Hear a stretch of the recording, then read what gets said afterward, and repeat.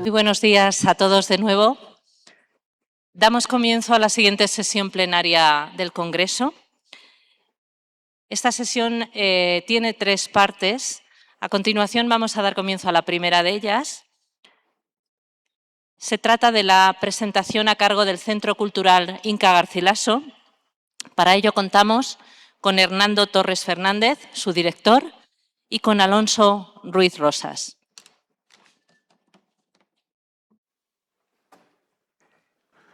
Buenos días. Soy el director del Centro Cultural Inca Garcilaso desde hace 2 años y estamos ahora celebrando nada menos que 20, es decir, 4 lustros de existencia de este centro cultural que es parte del Ministerio de Relaciones Exteriores del Perú y que es absolutamente sui generis porque muy pocos ministerios en el mundo, ministerios de Asuntos Exteriores o Relaciones Exteriores, tienen un centro cultural propio. Este centro cultural, que a todos los que no lo conocen, les invito a visitarlo cuando pasen por Lima en cualquier momento, ocupa una casa republicana muy bella que se llama la Casa Aspíllaga, porque fue la última familia que vivió allí, una casona del siglo XIX, que en realidad es mucho más antigua. Tenemos documentos del siglo XVII, de los propietarios del siglo XVII, que está al lado del famoso Palacio de Torre Tagle. Incluso hay un túnel que comunica a ambos locales. Yo digo que es el túnel del tiempo, porque es el siglo XIX, el centro cultural, y Torre Tagle es del siglo XVIII. O hablo de arquitectura, no hablo de ideas, ¿no? Este centro cultural ha tenido una actividad muy prolífica, muy dinámica, muy variada, muy extensa. Me han antecedido extraordinarios directores. He tenido el honor de que haya habido 2 ministros de Cultura como directores de este centro cultural, que fueron Alejandro Neira, colega diplomático, embajador ahora, y Ulla Holmquist, que dirige el famoso Museo Larco de Lima, a todos los extranjeros que están aquí les aconsejo visitar. Y el artífice de este centro cultural, y que también fue brillante director, está aquí a mi lado, es nada menos que Alonso Ruiz Rosas, que es además coordinador del centro de este congreso, coordinador general de este Congreso Internacional de Lengua Española. Alonso fue asesor del canciller hace 20 años. Yo, por esas coincidencias de las carreras diplomáticas, me tocó también apoyar al canciller de entonces en temas culturales, y los dos estuvimos en la inauguración de este centro cultural, que empezó con una gran muestra de uno de los más importantes pintores peruanos, que fue Fernando de Cislo. A lo largo de estos 20 años han habido cientos de exposiciones artísticas, ¿no? Aquí está nada menos que la gran curadora del Centro Cultural de toda esta época, que es Gresna Landolt, a quien se referirá después Alonso Ruiz Rosas, quien tuvo el primer contacto con ella hace ya algunos años. Hemos tenido conciertos de música de diversos géneros, no solo música clásica, de conciertos de jazz, conciertos de música popular. Hemos hecho conciertos con embajadas acreditadas en Lima que traen a grandes artistas. Hemos hecho ciclos de cine, no solamente cine peruano, sino de cine de los distintos países representados en el Perú a través de sus misiones diplomáticas. Hemos hecho conferencias, presentaciones de libro con motivo de este congreso. Alonso nos va a hablar de los libros que especialmente se han editado y que ustedes deben haber ya recibido o pueden perfectamente solicitar. Hemos hecho una serie de seminarios y actividades, como le digo, casi 200 exposiciones artísticas. Solo de fotografía hay más de 30 y de la Amazonía hay más de 30 en estos años. Hemos hecho una estadística de cuántos visitantes tuvo el Centro Cultural el año 2024 y son aproximadamente 49,000. 49,000. Y es un centro, obviamente, para difundir la cultura peruana, pero no solo dentro del país, sino en el mundo. El Perú cuenta con 160 misiones diplomáticas fuera, que son más o menos 60 embajadas y 100 consulados por todo el mundo. Y lo que hace el Centro Cultural en coordinación con la oficina pertinente, que es la Oficina de Promoción Cultural de la Cancillería, es hacer que varias de estas muestras, no todas por supuesto, giren por el mundo. Yo digo que es una empresa que tiene 160 sucursales y esa es una gran ventaja para difundir la cultura peruana y un gran honor para los artistas que se puedan exhibir en distintos sitios del mundo. Entonces hay muestras que giran por el Asia, otras por Europa, algunas por África, en fin, y por supuesto en Iberoamérica enviamos continuamente muestras de distinto tipo. Esto era un poco lo que quería decirles del Centro Cultural Inca Garcilaso, que, como les digo, está celebrando 20 años de existencia. Paso la palabra a Alonso Ruiz Rosas. Muchas gracias, Hernando.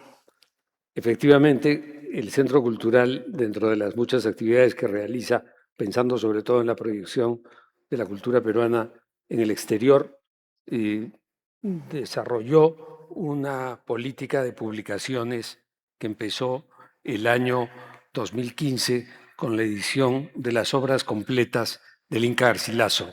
Quisimos de esta manera inaugurar una colección que lleva por título Biblioteca del Perú, colección bicentenario, que coincidiera con la conmemoración del bicentenario de nuestra independencia el año 2021 y que además contribuyera a un propósito tan importante como es difundir las obras de los que consideramos nuestros clásicos. El siguiente volumen que publicamos fue, por supuesto, la nueva crónica y buen gobierno de Felipe Guamán Poma de Ayala. Ambas ediciones estuvieron a cargo de un magnífico historiador peruano, Carlos Araníbar, ya fallecido, que fue un cercanísimo discípulo del maestro Raúl Porras Barrenechea e hizo en ambos casos unas ediciones magníficas. Debo subrayar que la segunda edición fue hecha en colaboración con la Biblioteca Nacional del Perú, que había hecho la primera versión de este trabajo de Araníbar sobre Guamán Poma. Luego de estas dos publicaciones, y habiendo, dicho sea de paso, suscrito un convenio muy importante con el Instituto Cervantes desde el año 2017, que nos permite tener una oficina en la sede del Instituto Cervantes en Madrid y trabajar de manera muy estrecha con ellos, lo cual, entre otras cosas, se traduce, por ejemplo, en la relación de este Congreso Internacional de la Lengua Española. Luego de ello, decidimos, ahora que se aproximaba el Congreso de la Lengua, sacar el tercer título de esta colección, que es La historia del Nuevo Mundo de Bernabé Como.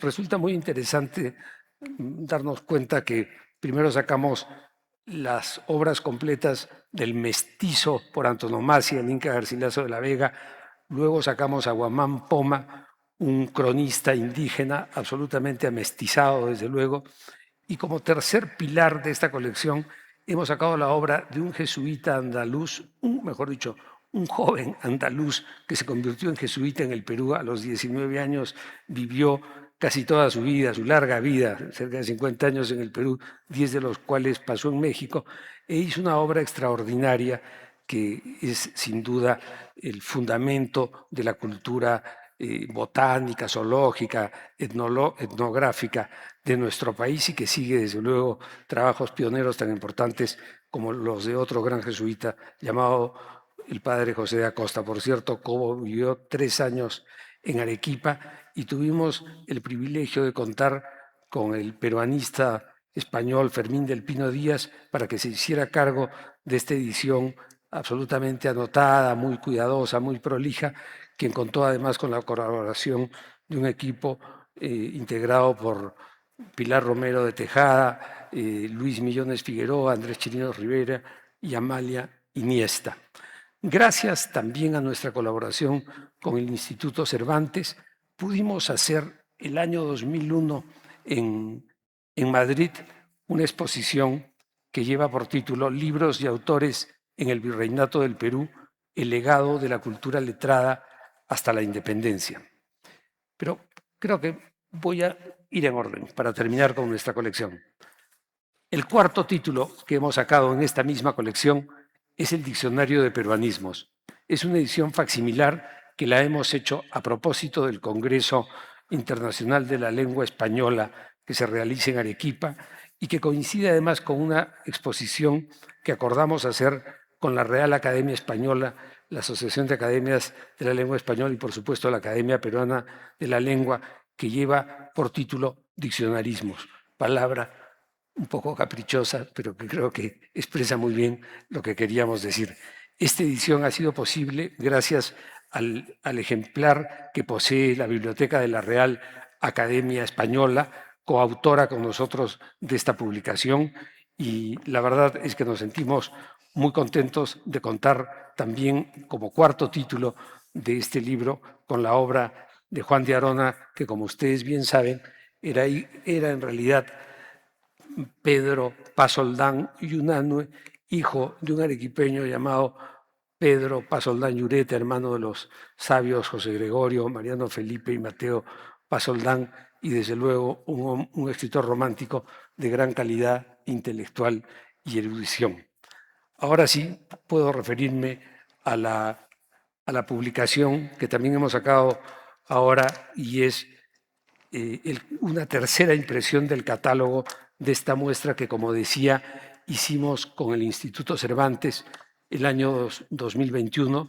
Primero se presentó en Madrid, en la sede del instituto, luego la trajimos a Lima. Debo decir que la presentación en Madrid fue especialmente relevante porque contamos con el apoyo de la Biblioteca Nacional de España y pudimos exhibir más de 100 entre libros y manuscritos valiosísimos que atesoran allí. Luego, con el apoyo de la Biblioteca Nacional del Perú, hicimos la misma exposición en una versión adaptada en el Centro Cultural Inca Garcilaso. A continuación, llevamos la exposición a Cádiz, donde se presentó en la Casa de Iberoamérica, con el apoyo de bibliotecas muy importantes como la de la Agencia Española de Cooperación Internacional y Desarrollo y la Biblioteca Manuel Ruiz Luque de Montilla, que también atesora muy valiosos libros peruanos. Y allí también pudimos exhibir, por cierto, el original manuscrito de la obra de Bernabé Cobo que conserva la Universidad de Sevilla. A continuación, esta exposición estuvo en el Archivo General de Indias de Sevilla, con una adaptación con documentos del archivo, fue visitada por más de 100.000 personas y ahora hemos traído una versión para que esté presente en la Biblioteca Regional Mario Vargas Llosa.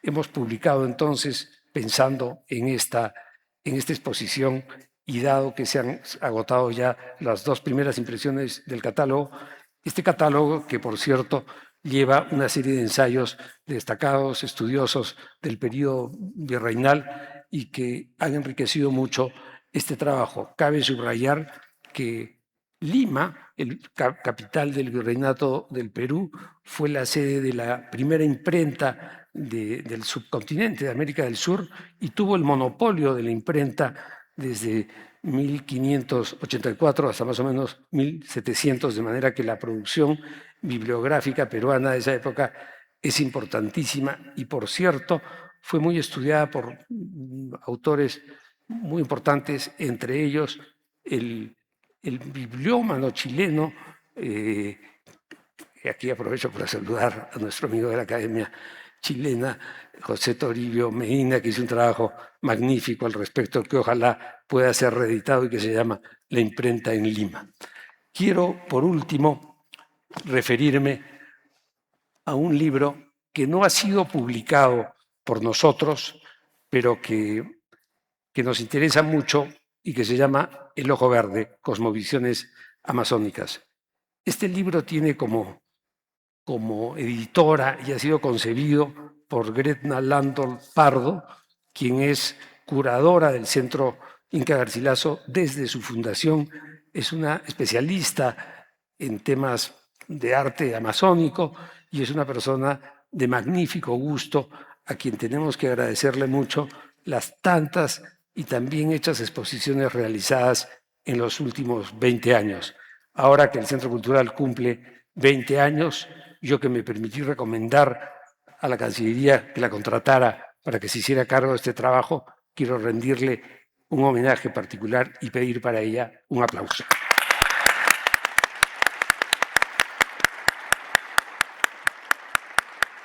Bueno, creo que Hernando va a referirse a las exposiciones que hemos traído también Gretna en esta ocasión. Tan modesta que no quiere levantarse. Este libro es extraordinario. Si no lo pueden conseguir, yo se los entrego en Lima. No solamente en el Perú es la primera la primera imprenta de Sudamérica, es la primera ópera de América. Se compone en 1700 por el capellán el maestro de capilla de la Catedral de Lima, Tomás de Torrejón y Velasco. Compone La Púrpura de la Rosa en 1700 con libreto de Calderón de la Barca. Este libro habla del esplendor del virreinato del Perú, 300 años, la primera universidad de América, San Marcos. Espero que no tener ningún debate con los académicos dominicanos sobre este asunto. Pero aquí ha estado hasta, me parece, ayer Manuel Blanco. Manuel Blanco es este arquitecto tan importante que diseñó el Museo de las Colecciones Reales en Madrid, que es el museo de 4.000 metros cuadrados que se inauguró el año pasado. Y ahí hay un mapa de 1550, un año antes que abdique Carlos V, donde se ve un mapa de Sudamérica. Es una pera mal hecha, ¿no? Pero se ve que el Perú es el 80% de Sudamérica. Dice Reino del Perú, el 80% de Sudamérica, y el 20% es de los territorios de Portugal por el Tratado de Tordesillas, ¿no? Obviamente este mapa ha cambiado muchísimo desde entonces. Olvidé mencionar que el primer gran director que tuvo el Centro Cultural fue Antonio Cisneros. Antonio Cisneros fue 7 años director del Centro Cultural, uno de los grandes poetas, una persona extraordinaria, quien quiero recordar en este momento. Él estaría feliz de estar aquí con nosotros. Como lo saben, Alonso también ha sido director. Carlos Herrera, nuestro actual embajador en la UNESCO, que está participando en el Congreso de la Lengua, ha sido también, y escritor, ha sido director del Centro Cultural. Guido Toro, que es nuestro actual embajador en Cuba, que es un gran coleccionista de arte, ha sido el director que me precedió. Siempre ponen una característica del director del Centro Cultural, es que tiene que tener algún interés cultural muy fuerte o destacar en alguna rama, ¿no?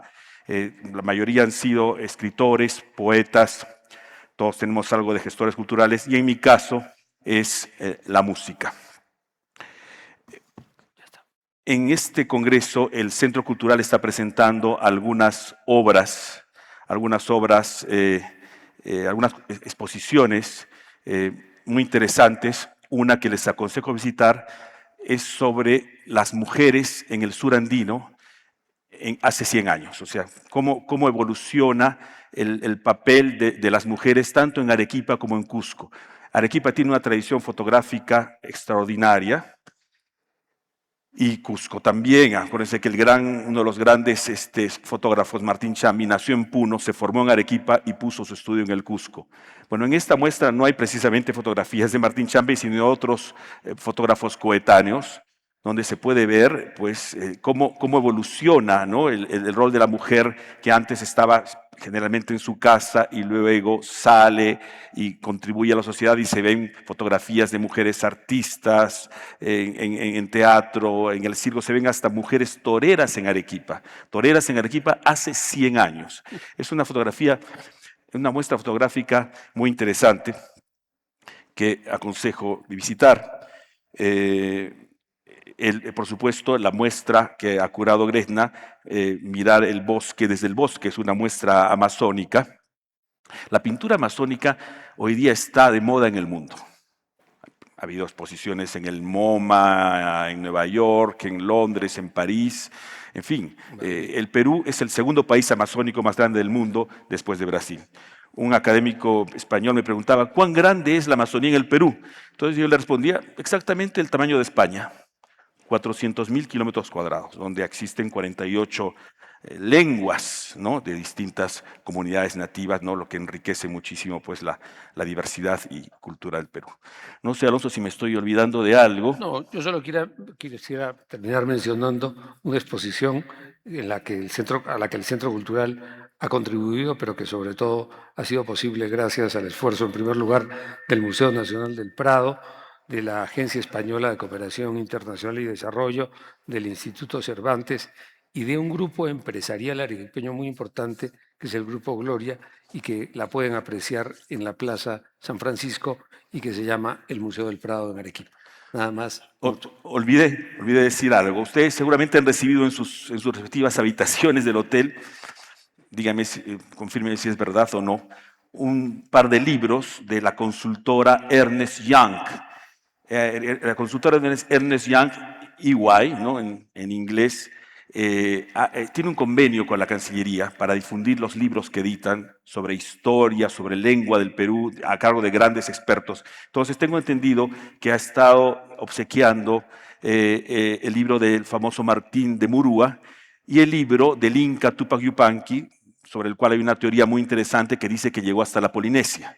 Entonces estos libros han sido hechos con la empresa Ernst Young, que además nos ha financiado. Ustedes saben que la cultura pues, es la pariente pobre de los gobiernos.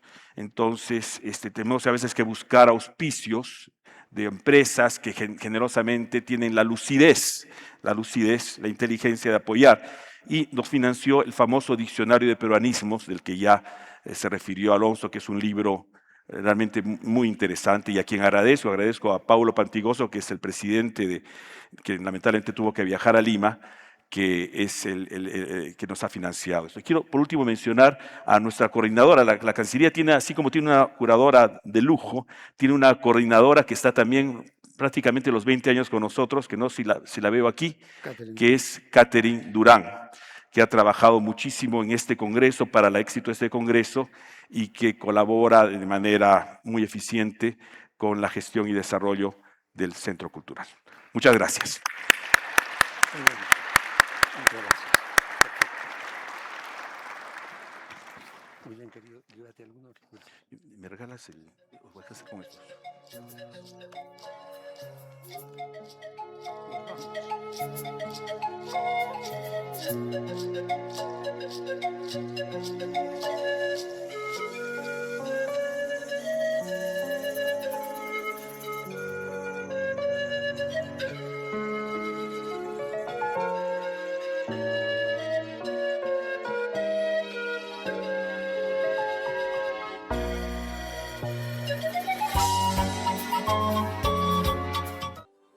Arequipa, ciudad de tradiciones y de gente laboriosa, será el escenario del próximo Congreso Internacional de la Lengua Española.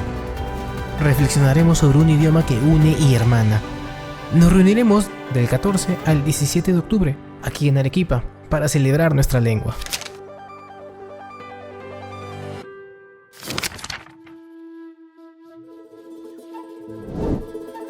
El escribano de Cabildo.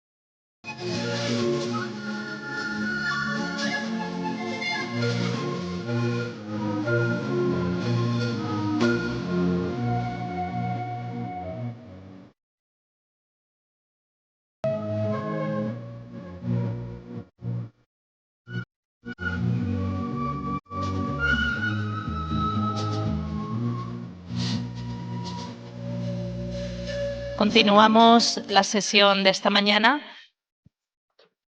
Corresponde ahora a la presentación de las actividades de la Academia Peruana de la Lengua.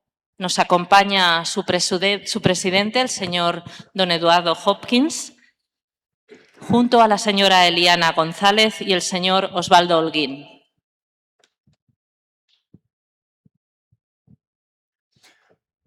Buenos días a todos, muchas gracias por su presencia.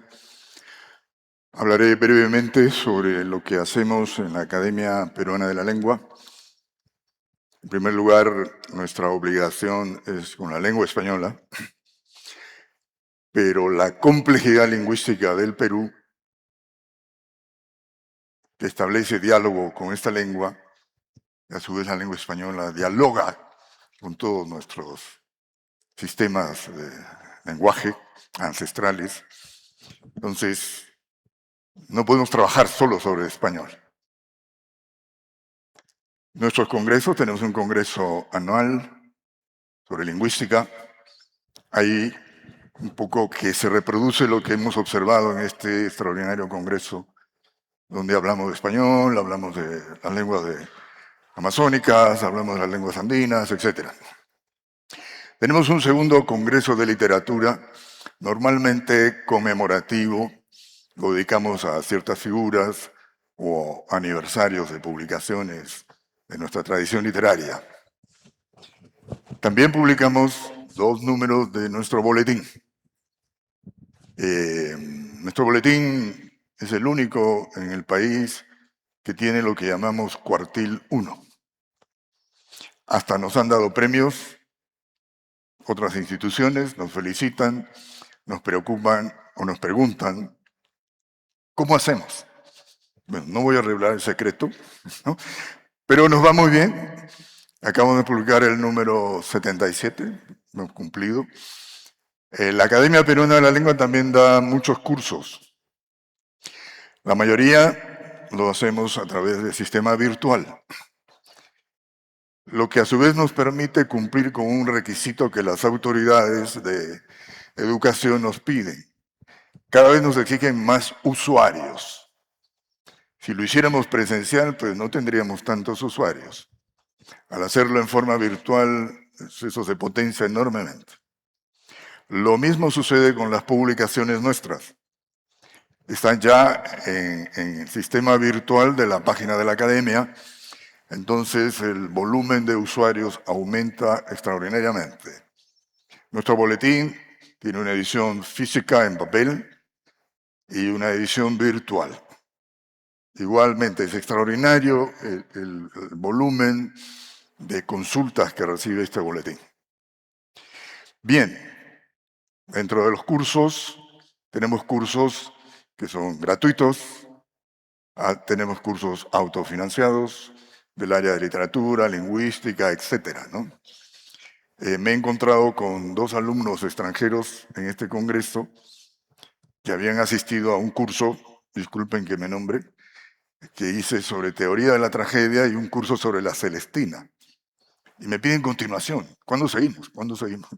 Bueno, esperemos que haya suerte para eso. Y también tenemos cursos autofinanciados, lo cual nos permite tener cierta capacidad para hacer más actividades. Bueno, mesas redondas, presentaciones de libros, conferencias. Hacemos muchas cosas en este ámbito de la promoción de nuestro complejo sistema de lenguaje. Muy bien. Osvaldo, Eliana, adelante. Buenos días. Yo me voy a ocupar de uno de los proyectos de la Academia. La Academia Peruana de la Lengua viene preparando un manual que compilará las nociones fundamentales y las pautas de trabajos esenciales para la labor lexicográfica del Diccionario Panhispánico de Gastronomía, propuesto por la Academia Peruana de la Lengua durante el 16º Congreso de la Asociación de Academias de la Lengua Española y aprobado por la Asociación de Academias de la Lengua Española, ASALE. Los criterios centrales que guiarán la elaboración del Diccionario Panhispánico de Gastronomía, que a efectos operativos se abreviará como DPG, son, en primer lugar, recopilar el léxico gastronómico del mundo hispánico, presentando especial atención a las particularidades de cada país. Y, en segundo lugar, ofrecer a los lectores una herramienta de consulta clara y accesible. Para asegurar la utilidad didáctica de este manual, cada explicación teórica irá acompañada de ejemplos esclarecedores para los redactores lexicográficos durante el proceso de escritura de los artículos. Al ser la gastronomía una parte esencial de la cultura de los pueblos, cada academia enviará la información más relevante que representa de la mejor manera el patrimonio léxico de su respectivo país. El objetivo de este diccionario es recoger las voces de la gastronomía de los países que constituyen el ámbito hispánico. No tomará en cuenta, en cambio, aquellas compartidas, es decir, las que se perciben como generales. También se excluirán los términos de uso restringido a regiones específicas que no se consideran parte del léxico culinario general en los diferentes países. Tampoco estarán voces referidas a los utensilios, a los ingredientes, a los agentes, ni productores ni consumidores, a los lugares, ni de preparación ni de consumo, a los servicios, ni a las recetas. Este diccionario recogerá los aportes de cada una de las academias de la ASALE bajo el entendido de que cada una de ellas ha determinado cuáles son las palabras del léxico gastronómico más frecuente o extendidas en sus correspondientes ámbitos geográficos nacionales e incluso si los exceden. Por ejemplo, arepa, que es común en todo el Caribe, o pachamanca, que se extiende en Ecuador, Bolivia y Perú. Se concibe como un diccionario digital en consonancia con las proyecciones más recientes de la RAE y ASALE respecto de las siguientes ediciones del DLE. De esta manera, aprovecha las virtudes comprobadas de los medios electrónicos para el tratamiento de las referencias internas del diccionario. Asimismo, este tipo de soporte deja abierta la puerta para el empleo de recursos hipertextuales y audiovisuales de ser necesario. Por otro lado, la concepción digital de este diccionario genera un mejor aprovechamiento del espacio, gran limitación de los diccionarios en papel, tanto para el desarrollo de las definiciones como para diagramaciones más amigables o adaptables para los diferentes públicos usuarios. Será un diccionario no contrastivo en la medida en que no compara sus entradas con obras de referencia. Si bien se puede valer de ellas para el enriquecimiento de su lemario, su tratamiento será independiente de un criterio complementario de alguna realidad lingüística en particular. En ese sentido, este diccionario registrará las realidades culinarias de todo el ámbito hispánico en igualdad de condiciones en lo que le resulta material y metodológicamente posible. Por ejemplo, actualmente en el DLE, paella, por su ausencia de marca geográfica, se entiende como voz del español general, mientras que pachamanca lleva marca tanto de Ecuador como en Perú. En este diccionario, todas las entradas tendrán marca que identifiquen su ámbito de uso, tanto si es españolismo como si no lo es. En ese sentido, paella debería llevar la marca de España, mientras que pachamanca de Ecuador, Perú y de las demás en las que sean pertinentes. Al abordar un campo semántico tan precisamente restringido y con un componente cultural importante, este diccionario renuncia a un tratamiento exclusivamente lingüístico de sus definiciones y abraza la perspectiva enciclopédica, aunque de manera acotada, por lo que conviene un tratamiento mixto de las voces que registra. Aunque la pretensión de muchos inventarios es la de ser diccionarios de lengua, el campo semántico gastronómico impone su caracterización como diccionario de cosas. Por tal motivo, a fin de lograr un equilibrio, este diccionario incorporará tanto el conocimiento lingüístico como el enciclopédico. La constitución de los artículos lexicográficos se acotará tanto en su contenido como en su forma. Este diccionario, como la mayoría de los diccionarios académicos, será semasiológico, es decir, se orientará a la averiguación del significado de las voces registradas.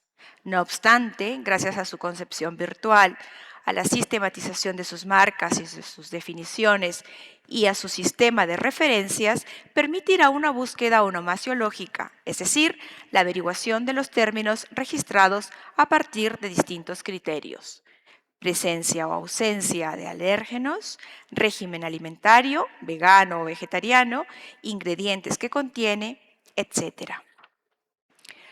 Por las características del uso de las voces que registra este diccionario, será un diccionario esencialmente descriptivo, aunque se atendrá a las recomendaciones normativas de las obras académicas que son la base de la política panhispánica, especialmente en lo concerniente a la unidad ortográfica de términos no patronímicos del español. Dado que busca abarcar la vasta riqueza cultural relacionada con la gastronomía, el inventario del diccionario tendrá un carácter necesariamente representativo. La interculturalidad inherente a este ámbito, intensificada por los procesos de globalización de las últimas décadas, respalda esta elección metodológica. El objetivo no es documentar de manera exhaustiva todas las realidades culinarias del mundo hispánico, sino una muestra metodológica y materialmente posible. Las voces serán recogidas de fuentes escritas, prensa, diccionarios, recetarios, etc., y orales, entrevistas, encuestas, grabaciones. Si bien el DPG prefiere fuentes del siglo XX en adelante, no es restrictivo a otros periodos. En pos de la unidad definitoria, se ha visto conveniente el establecimiento de un inventario de definidores, es decir, términos que sirvan como género próximo en las definiciones y permitan un proceso de componencialidad amplia con las diferencias específicas que se establezcan en cada caso. Los definidores deberán ser objetivos en el sentido de referir tipo de alimento o procesos de cocción y no las clasificaciones generales o culturales. En el manual se incluirán al detalle otros aspectos puntuales para orientar el trabajo lexicográfico.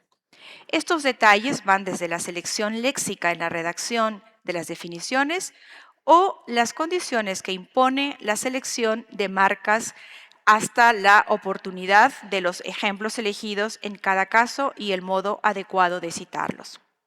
Esperamos hacerles llegar a finales de este año dicho manual para empezar el trabajo de recogida de información. Muchas gracias.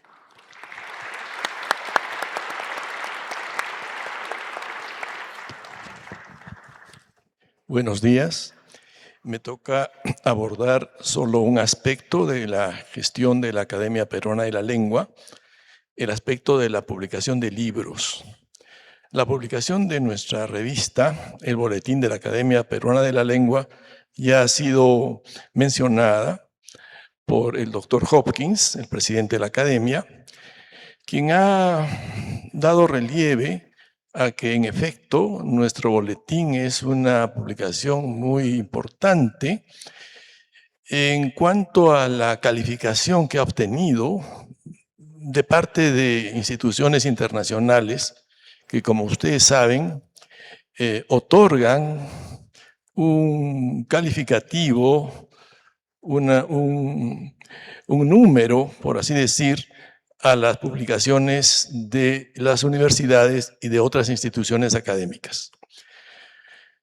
Nuestro boletín está muy bien calificado y es razón por la cual muchos investigadores, no solo peruanos, varios extranjeros, nos envían sus artículos, los cuales son objeto de revisión, calificación, después de lo cual se decide o no su publicación. Pero yo voy a referirme, como acabo de decir, a los libros. Y antes de hacerlo, quiero recordar que nuestra academia se fundó en 1887. a instancias de la RAE. En una época en la cual la RAE instaba a los académicos correspondientes en diversos países hispanoamericanos a constituir academias correspondientes. Pero esto requería que existieran esos académicos correspondientes. En el Perú los había. Se llegó a reunir el número necesario, 12 peruanos, hacia 1887, tenían la condición de académicos correspondientes en el Perú de la RAE. El más antiguo era Ricardo Palma, razón por la cual se le ha asignado la condición de fundador. En realidad no fue Palma el fundador, fueron los 12 académicos correspondientes peruanos los fundadores. Bueno, publicó desde un primer momento, pero en forma muy accidentada, su revista.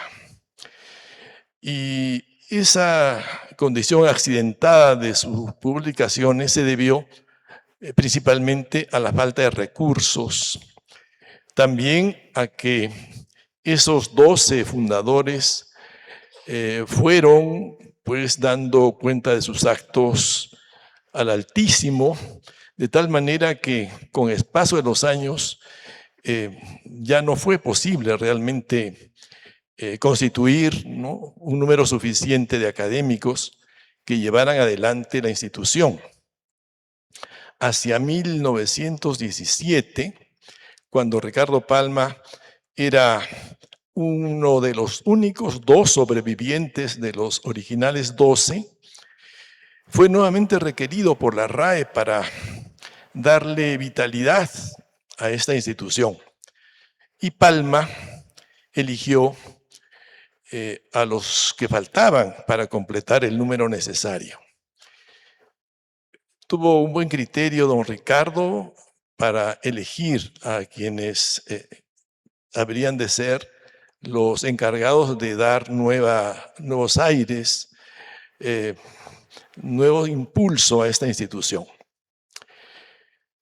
Bueno, pero quiero concretarme a mi tema, las publicaciones en forma de libro de la Academia Peruana de la Lengua. En la década de 1960, la Academia adoptó la política de publicar las obras de los clásicos de la literatura peruana. En ese tiempo salieron 2 autores, Mariano Melgar y Juan de Arona, vale decir Pedro Paz Oldán y Unanue. Las poesías completas, hasta entonces conocidas, tanto de Melgar como de Juan de Arona. Más tarde, cuando la academia estuvo dirigida por Ricardo Silva Santisteban y Marco Martos, conocidos ambos por muchos de los académicos presentes, se retomó la tarea y en realidad se publicaron muchos títulos. En la gestión actual se ha decidido publicar como antes, pero de manera más rigurosa y más organizada, a través de 5 colecciones. La más importante es la colección de clásicos de la literatura peruana. Viene después la colección de textos selectos, después crítica y ensayo, en cuarto lugar folios de investigación y por último diccionarios, obras lexicográficas y bibliografías.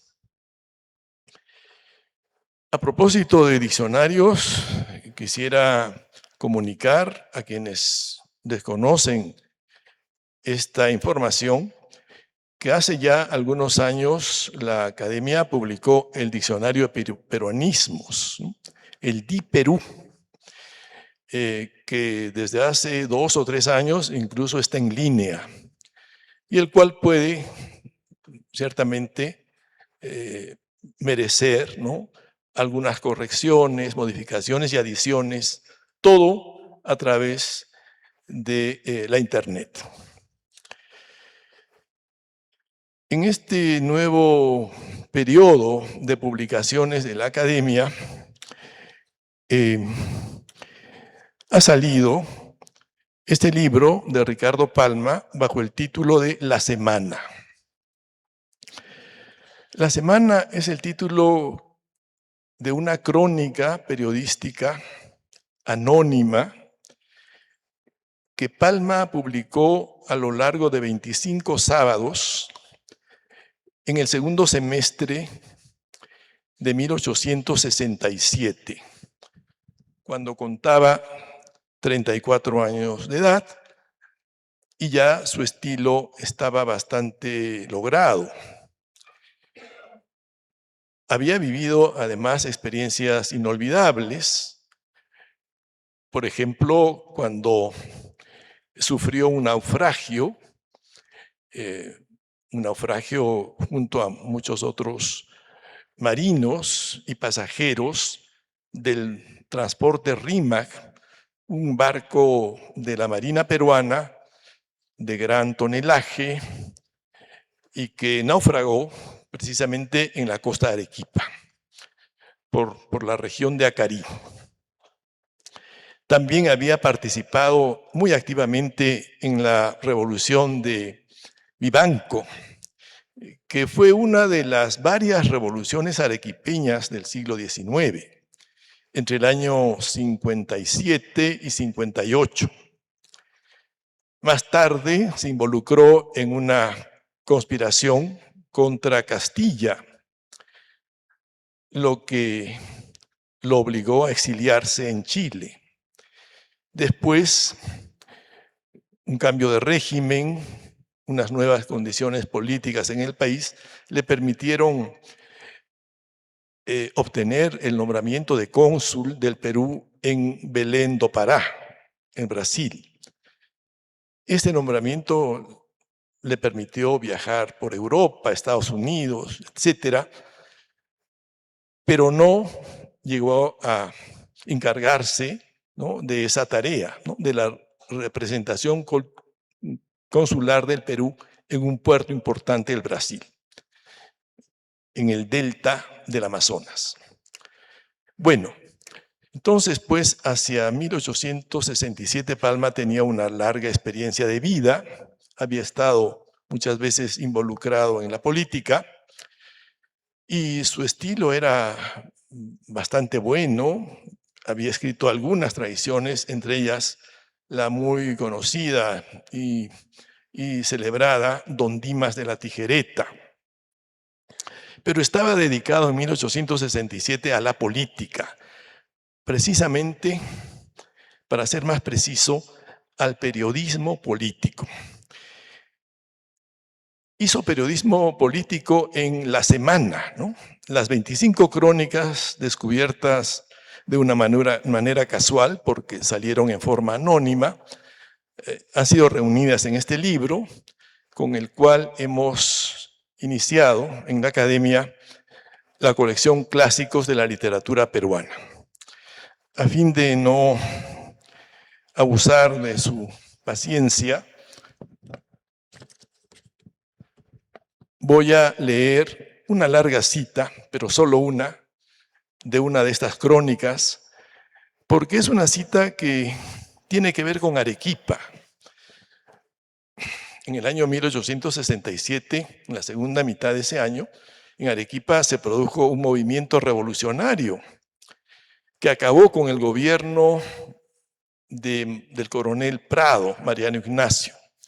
Los inicios de esa rebelión arequipeña están tratados en una de las crónicas de Palma.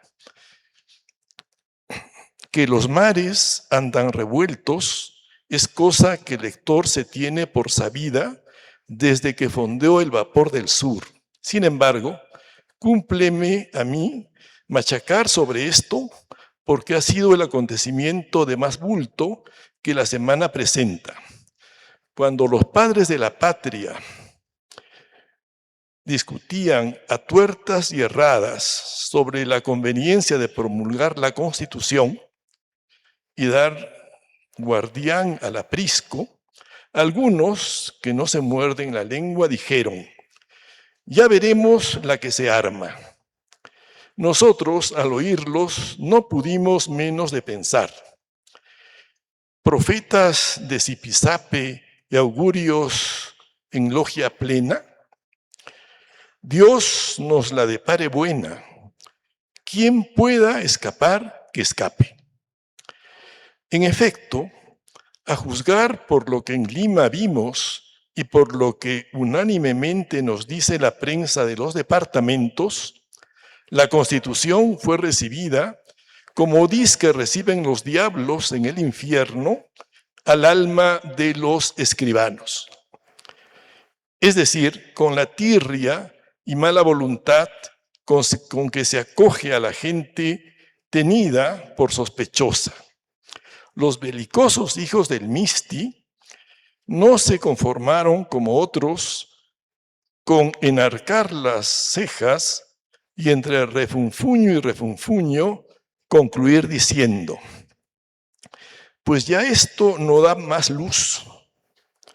Resistirse es disparate. Paciencia y non gurruñate.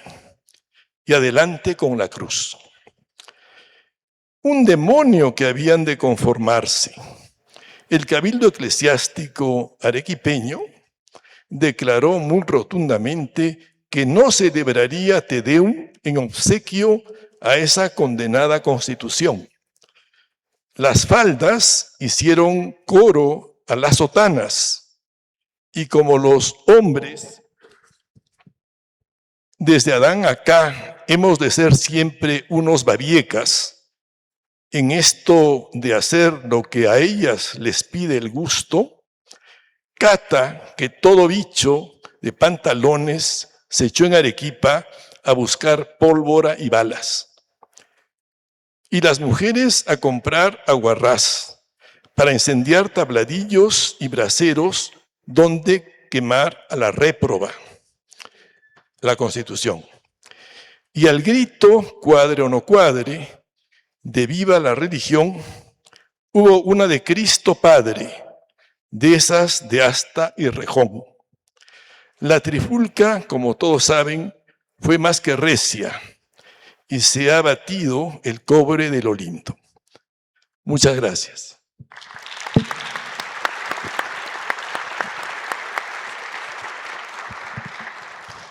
Bien, nos levantamos.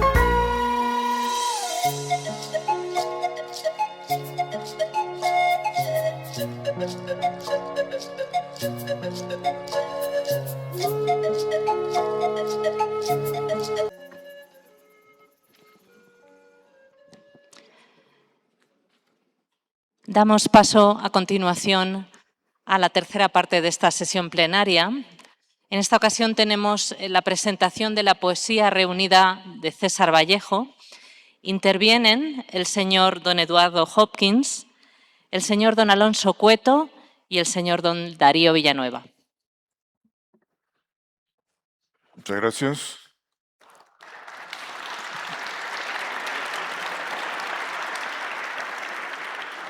Bueno, por fin lo tenemos.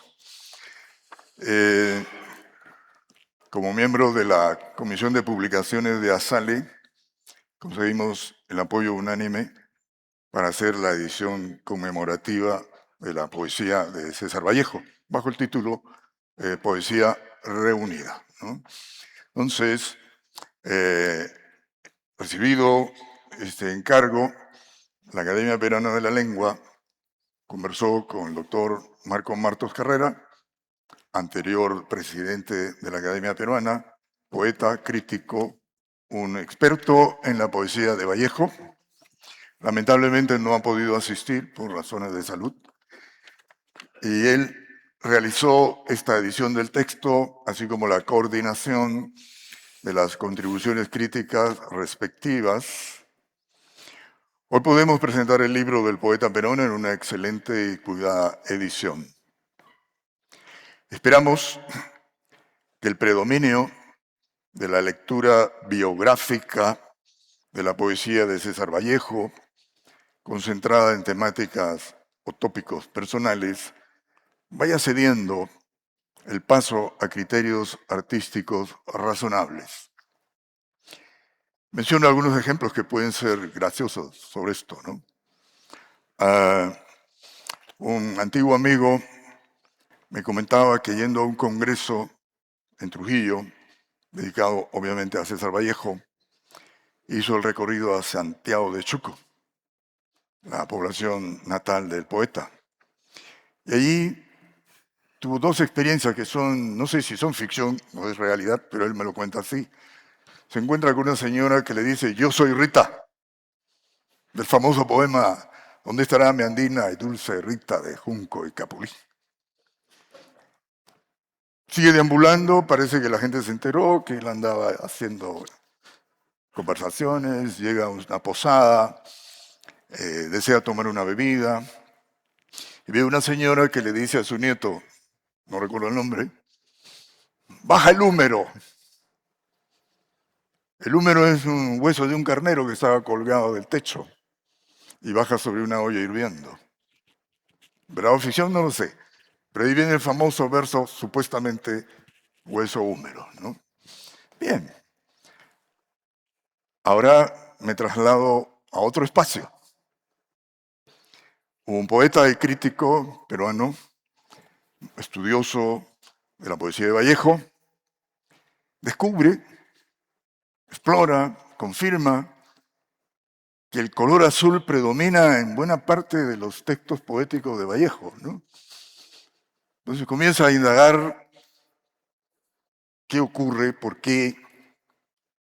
Está en París, recorre varios lugares, conversa con mucha gente y llega a un sitio de venta de medicamentos y comienza a observar lo que hay allí y encuentra una medicina de color azul. Conclusión, esa medicina era una cura para la sífilis. Conclusión de este crítico, Vallejo tenía sífilis, por eso obsesionado con el color azul. Absurdo total, ¿no? Bien. De París hay otra cosa muy divertida. Me la contó un supuesto testigo y participante de la siguiente situación. Los críticos hispanoamericanos, había un crítico francés también, un crítico peruano, estaban discutiendo problemas sobre Trilce y tomaron una curiosa decisión, no sé si producto de alguna bebida o qué. Contrataron a una medium para convocar el alma, el espíritu del maestro Vallejo, ¿no? Según me contaron, todos sentados en un ambiente oscuro, sus velas, la medium con todas sus vituallas, cogidos de la mano, invocan la imagen de César Vallejo. Aparece la sombra de Vallejo y lo primero que le pregunta, parece que fue un crítico francés, según me dijeron, maestro, ¿qué significa Trilce 44? Hubo más preguntas. Pero todo esto que les estoy explicando, medio en serio, medio en broma, es parte de una densa producción de lecturas, de indagaciones biográficas, donde es el autor, su vida, su experiencia, lo que explicaría o daría sentido a sus trabajos poéticos, ¿no? Pero hay que recordar algo que me parece importante, es que Vallejo estuvo siempre preocupado por la forma artística, ¿no?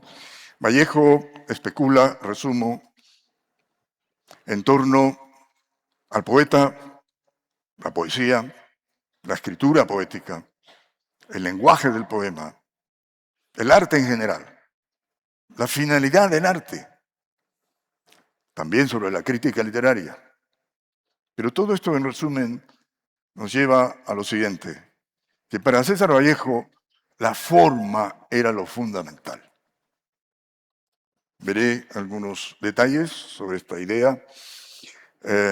Recuerdo que en el artículo La revolución de la ópera de París, que se publicó en Mundial el 6 de mayo de 1927 en Perú, comenta el sistema de la crítica musical que está sustentado, entre otras cosas, en el título de la obra. Vallejo dice lo siguiente: otras veces el conchabaje para el juicio, los críticos lo sacan del título. En la primavera de Grieg, el crítico aludirá naturalmente a la eclosión de una flor en cada nota, al rumor de alas en el aire escandinavo, al tibio aliento suave del sol de la mañana, ni más ni menos, exacto. Traducción fiel, sondaje certero, espejo de gran reflexión. En este caso, se hace una literatura excesiva sobre una música, asimismo literaturizable al infinito. Sigue Vallejo. Pero cuando los críticos llegan a una obra musical sin título, sin libreto, ni explicación alguna, se caen del trapecio y se salvan refugiándose en tópicas de técnica y estilo. Algo de ello sucede ante casi toda la obra de Beethoven. La falta de libreto, lo genérico y vago, en fin, lo musical de los títulos, repudia las interpretaciones de cliché. ¿Es esto y aquello o no lo es? Y en cuanto al procedimiento, es inútil toda exégesis. Y pensar que yo también he hecho a veces lo que estos críticos. Dios mío, sálvame al menos el que yo no hago de crítico. Como hombres, todos tenemos derecho a la caída. Como expertos, la cosa cambia. Precisamente, en esto reside la diferencia entre hombre y técnico. El hombre que yerra está muy bien y no estafa a nadie. El experto que se equivoca estafa a los demás y está muy feo. Los poemas de Trilce, como ustedes recordarán, no llevan título. Van con numeración gráfica romana. Se trata de evitar, obviamente, que el lector se aferre al título para la interpretación. Juan Larrea, amigo de Vallejo, editor de Vallejo, en su llamada edición crítica y exegética de la poesía completa de Vallejo, en el año 1978, de la editorial Barral, pone doble numeración a los poemas de Trilce, la numeración latina y la numeración arábiga, dice él, para facilitar la lectura. No creo que se ayude mucho, pero bueno, lo cito. Esta duplicidad numérica facilita la lectura y contribuye a evitar errores y entorpecimientos. Jorge Puccinelli, en su edición de los artículos de Vallejo, titulada Desde Europa, anota que dentro del contexto general de los comentarios críticos sobre materia artística, en sus crónicas y artículos, el escritor proporciona de manera dispersa, cito a Puccinelli, su propia estética y su poética. Es sumamente interesante. Esta tesis no la desarrolla Puccinelli, solo la anota. Por nuestra parte, no es que hayamos investigado en eso, simplemente que hemos detectado algunas cosas interesantes de manera específica. Observamos que Vallejo en estas crónicas propone ciertas pautas de comprensión acerca de su trabajo poético, cuando ocasionalmente comenta a distancia o en proximidad sus versos. En su artículo El hombre moderno, que se publicó en el Norte, en el Diario del Norte, en diciembre de 1925, explica lo siguiente, cito, la velocidad es un fenómeno de tiempo y no de espacio. Hay cosas que se mueven más o menos ligeras sin cambiar de lugar. Aquí se trata del movimiento en general físico y psíquico. En algún verso de Trilce he dicho haberme sentado alguna vez a caminar. Se refiere a Trilce 15, que cito los versos a los que alude Vallejo. En el rincón aquel donde dormimos juntos tantas noches, ahora me he sentado a caminar. Obviamente, de acuerdo a los comentarios del propio Vallejo, aquí se trata del desplazamiento de la memoria en tensión con el tiempo presente.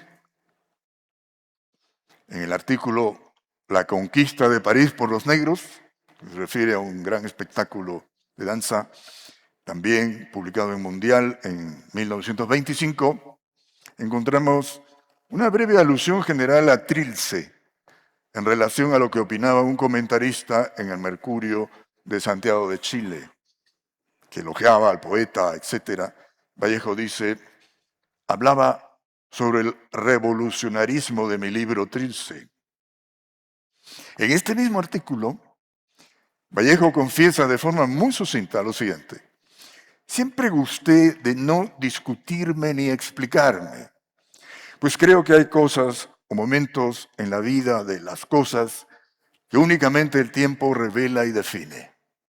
Vallejo observa que los significados no necesariamente son retrospectivos, biográficos, diría yo, sino que es posible que se condensen en diversas contextualizaciones en el futuro. Esta idea se amplía en su artículo París en primavera, 1927. Vallejo dice lo siguiente. Hay versos en ese maldito Trilce que justamente por derrengados y absurdos hallan su realización cuando menos se espera. Son realizaciones imprevistas y cómicas, pero espontáneas y vitales. Aquello de que esta noche las 11 sean 12 en París no puede ser más cierto y viviente. Estas son declaraciones que permiten entender en parte los versos de Trilce 3. Quien clama las 11 no son 12. Sigue Vallejo. Encuentro aquí, en esta esencia horizontante del arte, toda una tienda de dilucidaciones estéticas que algún día he de plantear en pocas pizarras como explicación, si esto es posible, de mi obra poética en castellano.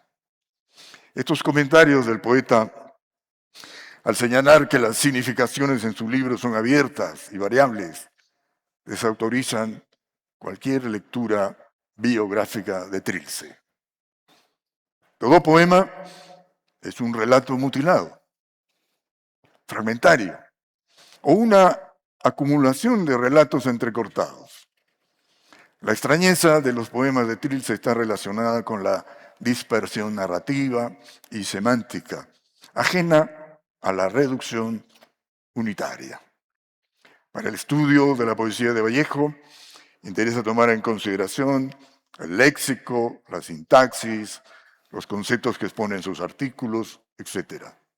Como explicaba Puccinelli, Vallejo traslada materiales de sus poemas a sus artículos y al revés, versos de su poesía aparecen en sus artículos. Puccinelli da como ejemplo el caso siguiente. Torno dejando en las calles a Juan Jacobo en acerío y a las burlas tirándole de su soledad como un tonto. Frase de un artículo que nos remite a Trilce 22. Don Juan Jacobo está en acerío y las burlas le tiran de su soledad como a un tonto.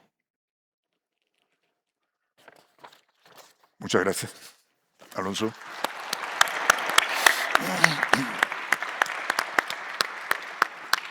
Bueno, muchas gracias, Eduardo, por la ocasión de estar aquí en esta mesa, acompañado también de Darío Villanueva, y por la posibilidad de hablar de esta edición. Quiero también decir que creo que hay personas aquí, como Stephen Hart y Jorge Kishimoto, que tendrían pues, muchísimos merecimientos para hablar de este tema, pero Vallejo es un autor que es muy importante en mi vida y que, por razones que más tarde comentaré. También quiero llevar la atención sobre el hecho de que ese es el tercer autor peruano que aparece entre las publicaciones de la Real Academia. Antes se ha publicado La ciudad de los perros, de Vargas Llosa, y Los ríos profundos, de José María Arguedas. Y es interesante, ¿no? Porque el Perú ya tiene a 3 escritores importantes entre las publicaciones de la RAE, más que cualquier otro país, ¿no? Más que bueno, los 2 argentinos, que son Borges y Cortázar, o los 2 españoles, que son Cervantes y Camilo José Cela. Y uno se pregunta, ¿no? Con estas ediciones, ¿por qué es que nuestro país, que es un lugar con tantos problemas en la educación, en la difusión de la cultura, ha sido capaz de producir a estos escritores, a los cuales podríamos agregar tal vez también a Inca Garcilaso, a Blanca Varela, a José María Eguren? ¿Qué ha pasado, ¿no? Para que con todos los problemas que tenemos hayamos sido capaces de esta producción significativa, ¿no? Y a veces pienso que uno de los temas de este congreso, que es el tema del mestizaje, tiene que ver con esta capacidad de producción, porque de una u otra manera la literatura, la narrativa, surge siempre del conflicto, del contraste, de las diferencias que hay entre las culturas que conviven con tensiones, con dificultades en un mismo territorio como es el nuestro, al que Vargas Llosa bautizó como el país de las 1000 caras, Arguedas como el país de todas las sangres, y que es, digamos, un espacio en el que se viven día a día tantas tensiones, contrastes, es decir, tantos elementos que son la materia prima de la que está hecha la narrativa. La narrativa o la literatura no vive si no es en medio del conflicto, el contraste y las contradicciones, algo en lo que nuestro país abunda, ¿no? Yo soy un gran lector de poesía. Creo que toda persona que lee y que escribe, por más que escriba narrativa, tiene que ser un lector de poesía. No creo que un poeta tenga que ser un lector de narrativa, que incluso tengo amigos poetas como Mario Montalbetti que menosprecia el género de la novela.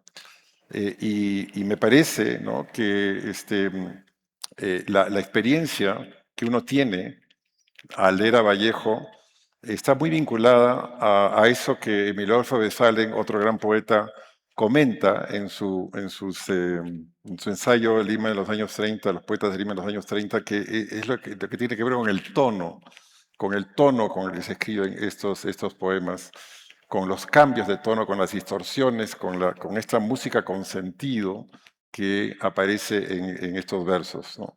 Y es curioso y a la vez revelador que uno puede releer estos versos infinitas veces y siempre siente estas corrientes internas, estas corrientes internas que conviven en el texto, ¿no? Y hay una corriente, por ejemplo, que tiene que ver con la reiteración, ¿no? Cuando dice, y el mueble tuvo en su cajón dolor, y repite dolor y dolor tantas veces, o sea que hay como una insistencia, ¿no? en un concepto fundamental, pero que a la vez hay una idea de la dispersión, ¿no? Cuando dice, por ejemplo, jamás hombres humanos hubo tanto dolor en el pecho, en la solapa, en la cartera, en el vaso, en la carnicería, en la aritmética. Hay esta dispersión absoluta de los términos que contrasta y se complementa con esta afirmación de la reiteración. Entonces, entre la reiteración y la dispersión de esta música, me parece que hay algunas de las claves por las cuales siempre nos subyuga y nos atrae a su elemento.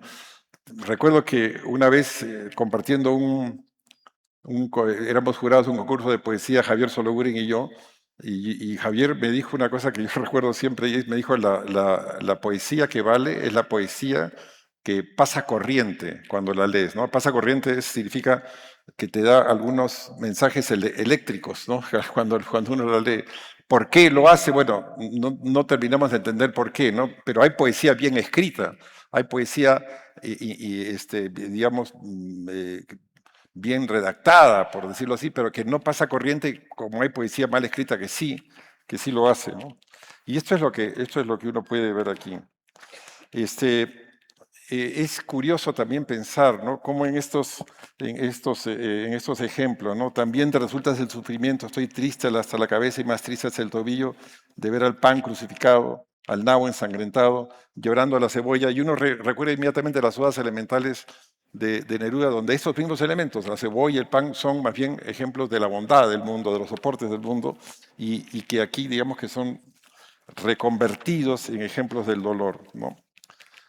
La capacidad que tiene Vallejo de integrar figuras opuestas, como por ejemplo convertir los aspectos formales burocráticos de una carta al ministro de Salud con las expresiones más viscerales que contradicen esa premisa burocrática del modelo para decirnos estas frases tan hirientes, tan duras. Yo lo que más recuerdo del poema, del artículo de Westphalen es cuando él dice que la lectura de los poemas de Vallejo, y bueno, menciona en especial a Trilce, me hacía sentir como que alguien me estuviera echando un trozo de nieve en la cara. Leer estos poemas era como un trozo de nieve que recibía en la cara y dice luego, nadie me había preparado, dice Westphalen, para una lectura como esta, ¿no? Y creo que es una de las mejores ejemplos de lo que uno puede contar desde su experiencia de lector. Es interesante también a lo largo de estos textos, con que tienen ensayos tan valiosos, imaginar cómo es que el tema de la muerte va evolucionando, ¿no? Desde la muerte como una premisa de la vida, digamos, en piedra negra sobre una piedra blanca, hasta la muerte como un acto de resurrección en Masa, ¿no? Masa, tal vez es el poema más conocido de Vallejo. Masa se recita en las escuelas en el Perú, acabada la batalla y muerto el combatiente, vino hacia él un hombre y le dijo, hermano, no mueras, te amo tanto. Bueno, todos conocemos este poema y he visto, ¿no? en muchas escuelas públicas en distintas partes del Perú como al final del año se recita Masa, que es un canto a la vida de un poeta que había prefigurado su propia muerte en piedra negra sobre una piedra blanca. A propósito de esto, bueno, esta es una idea que me parece que es curiosa, que es que la literatura peruana nos ha dado algunas frases significativas. Una de ellas es, hay golpes en la vida tan fuertes, yo no sé. Otra de ellas es, Moriré en París con Aguacero, un día del cual tengo ya el recuerdo. Y bueno, algunas otras como, por ejemplo, uno de los libros que extraordinariamente reveladores del Perú, que es Los Comentarios Reales, en la segunda parte, en el capítulo 19, se cuenta la ejecución del príncipe Tupac Amaru. Y un tío de Garcilaso le dice, porque este es un ejemplo de cómo en el Perú todo fue tragedia, todo es tragedia. La idea de que en el Perú no hay manera de evitar la tragedia. Entonces, si uno relaciona esta idea de todo fue tragedia con la idea de la muerte en la primera parte de la poesía de Vallejo, y con la idea de los golpes, y eso con esta famosa frase de Vargas Llosa, en qué momento se había jodido el Perú, uno puede llegar a la conclusión de que la percepción que hay en nuestros escritores es que somos un país condenado, un país castigado, un país directamente vinculado a la desgracia, ¿no? Como una condena parecida a la que García Márquez menciona al final de 100 años de soledad. Bueno, creo también, y esto es algo que me parece que es lo más significativo de todo lo que es la obra de Vallejo, es que la poesía latinoamericana y la poesía española en el siglo XX produjeron poetas de gran calidad. Ahí están Neruda, Cernuda, García Lorca, Borges, bueno, la lista podría seguir. Rubén Darío, obviamente. Todos fueron poetas de gran calidad en el idioma castellano, en el idioma español.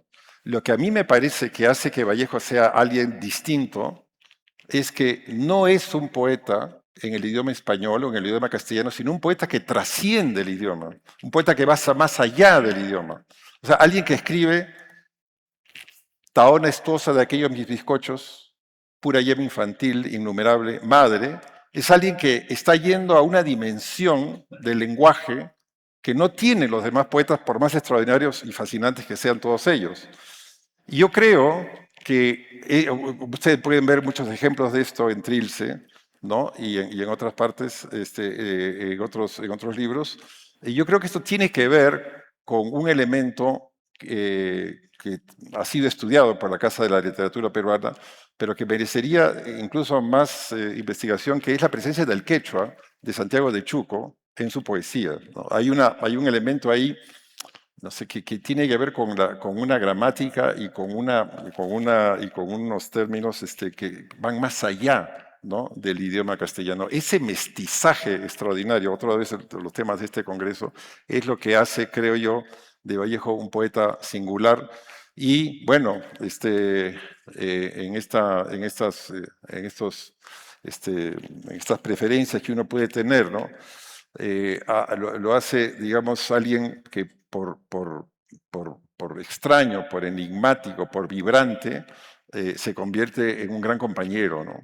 Qué gran don nos da la literatura de hacernos sentir que los escritores a los que leemos son las personas más importantes de nuestras vidas, ¿no?, mucho más algunas veces que las que nos rodean. El otro día, bueno, estuve en Ica en una feria del libro y estuve en una presentación, y lo que dijo una presentadora al final, cuando presentó una reedición de Vallejo, dijo: lo queremos tanto a Vallejo. Eso es algo que podemos compartir todos. Me acuerdo no sé si esta es una anécdota cierta, me parece curioso cuando uno ve cómo es que se escribió toda esta obra tan densa. Recuerdo que Carlos Dorídez Saavedra me contó que Alfonso de Silva le había contado esta anécdota. Un día Vallejo llega a la casa de Alfonso de Silva desesperado, tocando la puerta, diciéndole: me he peleado con Georgette, Y entonces le dijo: ¿pero qué había pasado? Bueno, lo que había pasado es que Vallejo le decía: yo no puedo, me siento y no puedo escribir, no me sale nada, ¿no? Entonces Georgette le dijo: bueno, vamos a hacer un sistema, tú te sientas aquí de 9 a 12 y aunque no escribas nada, no te levantas de la máquina, ¿no? Te quedas ahí. Entonces el primer día se quedó ahí las 3 horas, no escribió nada. El segundo día también se quedó las 3 horas, tampoco escribió nada. Y el tercer día A las 11:40, bueno, esta es una versión, empezó a escribir a raudales, ¿no? Pero como el horario terminaba a las 12 vino Giorgetti y le dijo, vamos a almorzar. Y entonces empezó una bronca entre ellos que provocó que él saliera de la casa. No sé si será cierta esa historia, pero me parece que es verosímil y que es tal vez lo que cuenta cuando hablamos de literatura. Cuando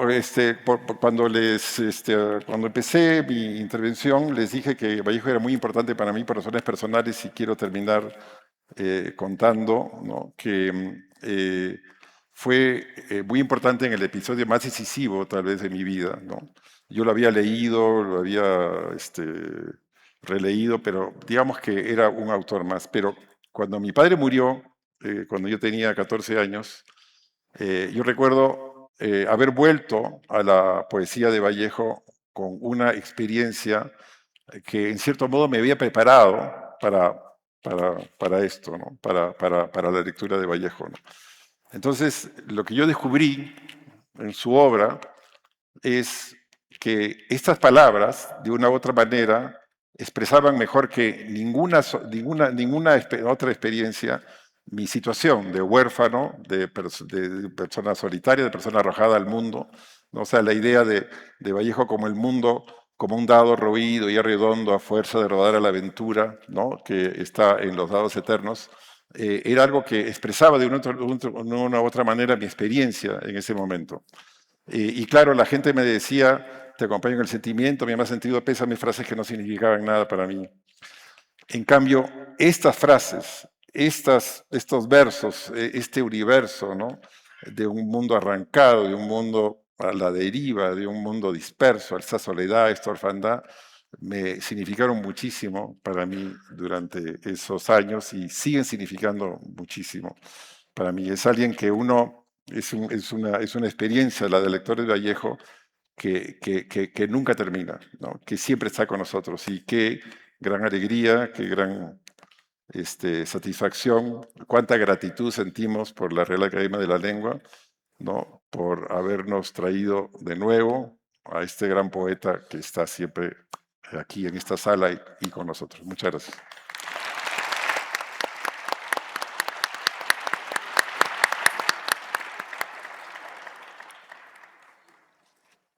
Darío. Los lazos políticos se han roto para siempre. De la tradición histórica misma puede, en rigor, prescindirse. Ha cabido, por desdicha, la hostilidad, hasta el odio, entre España y la América que fue española. Pero una misma lengua hablamos, de la cual, si en tiempos aciagos que ya pasaron usamos hasta para maldecirnos, hoy tenemos que emplearla para nuestra común inteligencia, aprovechamiento y recreo. Quisiera empezar estas palabras, que tienen que ser rápidas porque el tiempo se nos echa encima, con esta cita que procede de una sesión de la Real Academia Española en el año 1871. Ahí creo que está el origen de lo que acabará derivando en la circunstancia feliz en la que nos encontramos, este congreso y en los anteriores, mediando un acontecimiento fundamental, que fue que en el año 1951 un presidente de los Estados Unidos mexicanos, Miguel Alemán Valdés, convocó a las academias entonces existentes para que se federaran y así surgiera la Asociación de Academias de la Lengua Española. Mutua inteligencia, aprovechamiento y recreo. Yo me pregunto si hay algo mejor para cumplir con estos tres objetivos que la literatura. Para la inteligencia, es decir, para la comprensión. Para el aprovechamiento, es decir, para obtener provecho. Y para el recreo, para el placer, para el gusto, para la alegría. Ahí está la literatura. Y está nuestra literatura, que cuando Octavio Paz en el año 1981 recibió el premio Cervantes en el Paraninfo de la Universidad de Alcalá, definió no solo como un conjunto de obras y de libros, sino sobre todo como una sociedad constituida, por supuesto, por ellos, por los libros y por los autores, pero sobre todo también por los lectores, por una tradición compartida, por un repertorio de temas, de estilos, de influencias y también, por supuesto, también un canon de modelos a los que remitir todas las nuevas creaciones. Pero en ello, en esa sociedad de autores, obras, lectores, etcétera, es igualmente fundamental la existencia de lo que desde la Escuela de Frankfurt se ha dado en llamar la industria cultural. Es decir, es preciso que una literatura tenga unos instrumentos para producir los libros y que los libros lleguen a los lectores. Y esto, por suerte, nosotros, nuestra comunidad también lo ha tenido, lo tiene, y esta colección en la que hoy aparece finalmente la poesía de César Vallejo es una buena muestra de ello. Es una colección que ha publicado hasta el momento 17 obras. Ya Alonso ha mencionado la distribución ahí de entre nuestros países y nuestras literaturas particulares. Esta colección tiene ya 17 tomos y el último es precisamente la poesía de César Vallejo. Y es una empresa de Asale, de la Real Academia Española y las demás, con un sello editorial que comenzó, fundado por un premio Nobel de Literatura que está también en esta colección, Camilo José Cela, con un hermoso nombre árabe, Alfaguara, que significa un manantial copioso que fluye con fuerza. Hoy en día, esa editorial inicial forma parte de un completo grupo Random House, Penguin Random House, y han tomado desde el principio, yo he vivido bastante de cerca la evolución de esta colección en mi época de director, he tenido la suerte de contribuir con alguna aportación a 6 de los tomos y estamos ya a la espera de los que vienen enseguida, Lezama Lima, Federico García Lorca y seguro que alguno más. La poesía tiene una presencia muy destacada en esta colección, como demuestra el hecho de que hoy estemos hablando de César Vallejo. Y, por supuesto, no podía faltar Rubén Darío. Rubén Darío fue una regalía que nos dio el destino a nuestra lengua y a nuestra literatura, porque vino a transformar por completo el lenguaje poético que estaba ciertamente anquilosado en la última etapa del siglo XIX. Rubén fue un auténtico revolucionario de nuestra lengua, de nuestra creatividad, y César Vallejo comenzó, evidentemente, como creo que nadie podría entonces comenzar de otro modo, comenzó vinculado a la herencia de Rubén Darío. Si bien es cierto que, como dice uno de los versos de Vallejo, era el Rubén Darío de la lira enlutada, no el Rubén Darío más brillante, más esplendoroso. Y esa lira enlutada, la de, por ejemplo, el famosísimo poema Lo Fatal, es, creo yo, la que inspira la beta rubendariana en el primer César Vallejo. Pero César Vallejo es toda una literatura poética en la época que le tocó vivir. Como Federico García Lorca, murió prematuramente. Los dos habían nacido en el decenio de los años 90 del siglo XIX y murieron con poca diferencia en 1936 y 1938. Y veo también en la muerte de ambos una vinculación terrible con la Guerra Civil Española. Federico, por razones obvias. Y en el caso de César, el asunto creo que es más complicado. Entre los estudios que acompañan esta edición, el de Stephen Hart plantea un asunto enormemente delicado, pero que creo que está todavía vivo. ¿Cómo murió y por qué murió César Vallejo? Aparece también en los prolegómenos de la edición una serie de 3 textos y un dibujo de Pablo Picasso verdaderamente interesantísimos. Hay unas páginas de Mario Benedetti, pero está también la Oda, que realmente es una elegía de Pablo Neruda a César Vallejo, en donde en verso escueto pero intenso, lo denomina hermano mío, no me faltaste en la vida, sino en la muerte. Pero todos sabemos que las relaciones entre Vallejo y Neruda fueron cualquier cosa menos idílica. Pablo Neruda decía de Vallejo que era trotskista y Vallejo decía de Neruda que estaba gordo.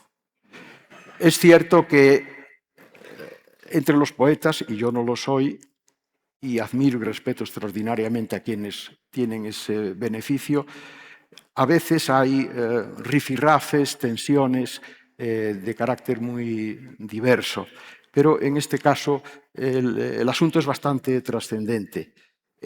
La aceptación por parte de César Vallejo de un compromiso político dentro del seno de lo que era su tendencia ideológica, que lo orientó hacia el trotskismo, tuvo unas repercusiones muy negativas para él. Recordemos todos que un español, Ramón Mercader, apioló nada más y nada menos que a Trotsky en su recinto mexicano, ¿no? Entre medias, entre el Rubén Darío del primer libro de Vallejo y el Rubén Darío, perdón, y el César Vallejo final, está, por supuesto, su faceta vanguardista. Si algún día se inventa una máquina del tiempo que nos permita trasladarnos a alguna época de nuestra preferencia, yo me pido precisamente los años 20, y quizás así podría haber conocido personalmente a César Vallejo. Eso sí, pediría morir antes de la década de los 30, que me parece que fue absolutamente terrible.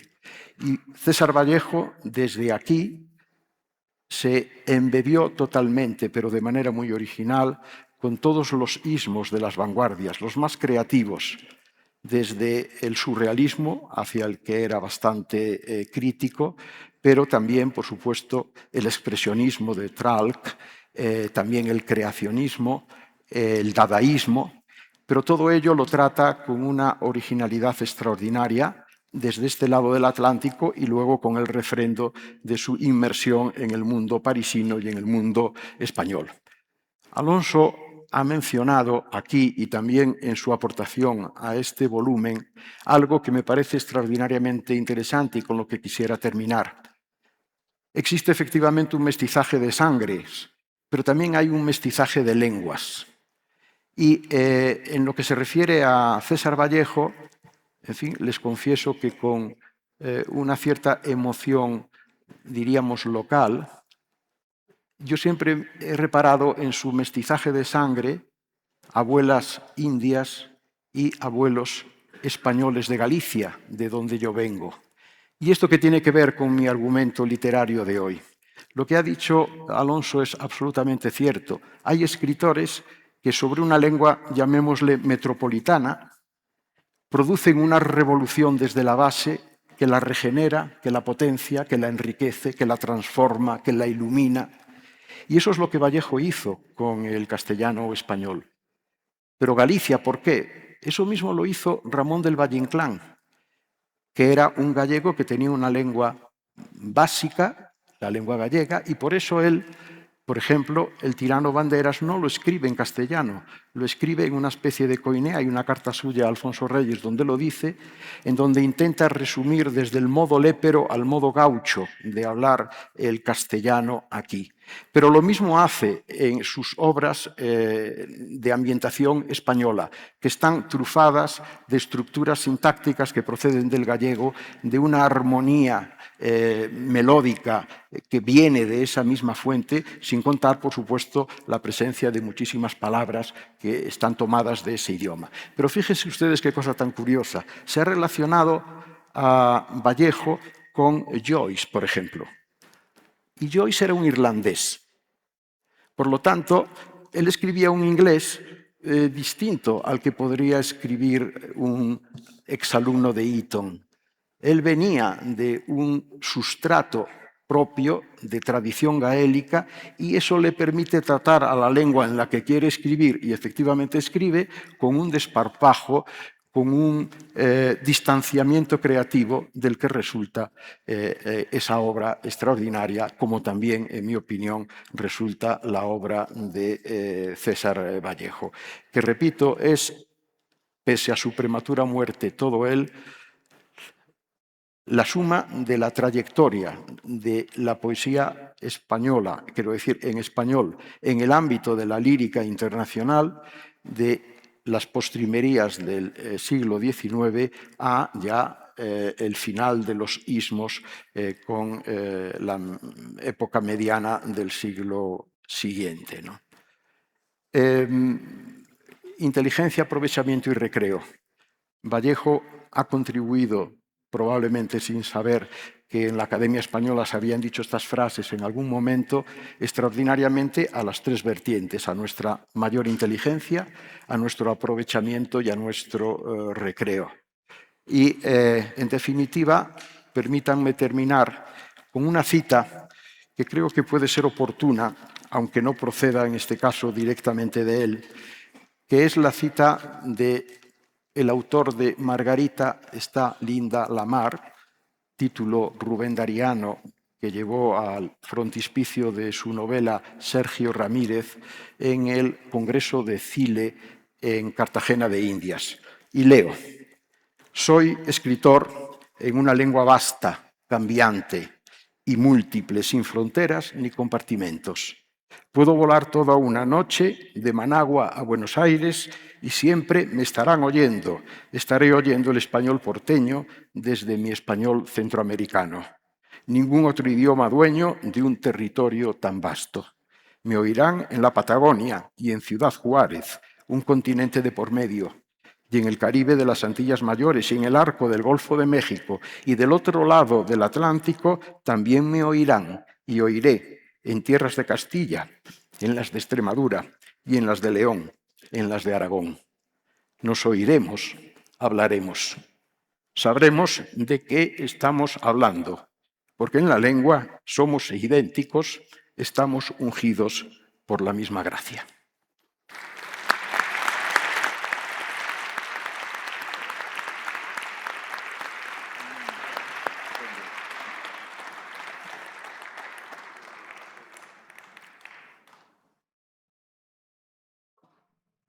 Ha terminado, ¿no? ¿Sí? Hemos terminado. ¿Sí?